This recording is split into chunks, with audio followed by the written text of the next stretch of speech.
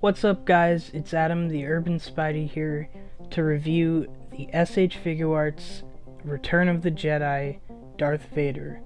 And man, this figure is really good.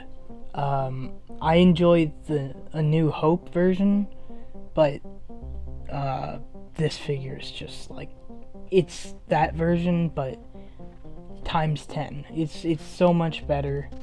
They improved a lot of things that I didn't like. There are, of course, things that I don't like with this figure, but we'll get into that later. So here's the lightsaber hilt that plugs into his belt. He comes with two, one that plugs into his belt and then one that has the blade ignited. And the blade is also removable from that hilt. So if you wanted to, you could have two hilts. I'm not sure why, but so here's one thing that I modified. I really hated, I despised the plastic crappy skirt that he had. It really restricted his leg articulation, and there's a lot of leg articulation, but only if you take it off, take the plastic skirt off and modify it. And that's not something that everyone can do, so I wish that Bandai gave him a cloth robe instead. Anyways, here's the head articulation. Can do standard Darth Vader head articulation. It's nothing insane. It's not like he's gonna be... Well, I mean, actually, it does get really nice angles, but nothing too insane. The shoulder joint is different than the New Hope version. The New Hope version has sort of a cup over a ball joint, whereas this has an actual butterfly joint, which I believe to be a big improvement from that, because you cannot get the arms on that one to pose very naturally if you want to have him in a two-handed grip. So here's the elbow articulation and the bicep, and here's the wrist. Standard SH Figuarts articulation. It's a little bit hindered, especially the elbow, but it's still better than a lot of other Vader figures, and it allows for a lot of movement. The one thing is the ankles are not the best. It's a dumbbell joint. Here are the hands he comes with.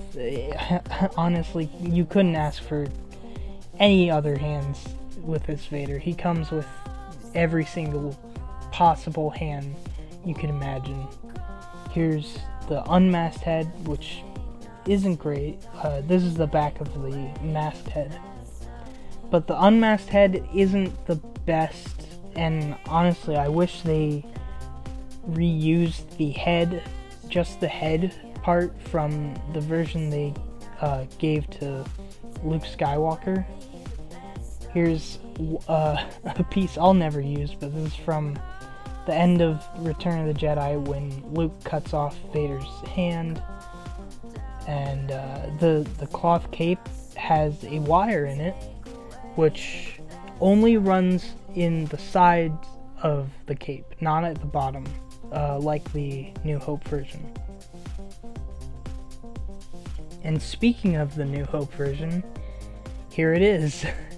And boy oh boy, you can really see how much they improved on not only just the way it looks, but like you can see that the proportions, I think you could see it in that, I'm not sure, but the proportions are better in the chest.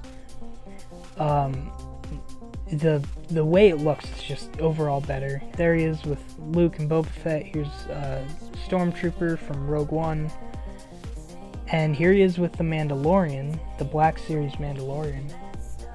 Just wanted to throw that in. So, I think this figure is really worth getting if you're a massive fan of Star Wars, or you just like Darth Vader.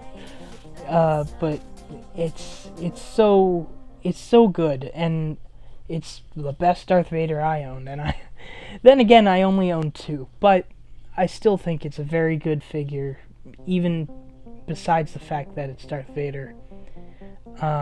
So that's pretty much all I have to say about this figure. It's good. Get it if you like it. And hope you enjoyed the review. Make sure to follow me on Instagram, urban_spidey, and I'll see you whenever I post a video next.